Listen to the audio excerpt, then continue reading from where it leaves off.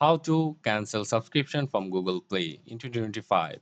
Everyone, welcome back to the channel. So in this video, I'm going to show you how you can cancel Google Play subscription uh, in 2025. So first of all, you have to open your browser app and search for Google Play.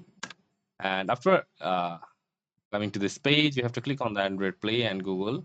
And on the right upper corner, you can see the logo of your account. And you can also open your Google Play Store app from your smartphone on the Android. And then rest interface is the same. You just have to click on the payment and subscriptions. And here you can see the three options like payment methods, subscriptions, budget, and order history. We'll just have to simply go into the subscriptions, and after that, select the subscriptions you want to cancel and tap cancel subscription. And after that, follow the instructions. So let me give you a tip. Like if you have a subscription with an app and that gets removed from Google Play, your future subscriptions will be cancelled. Your first subscription can be refunded with some exceptions as specified in the article or in Google Play refund policies.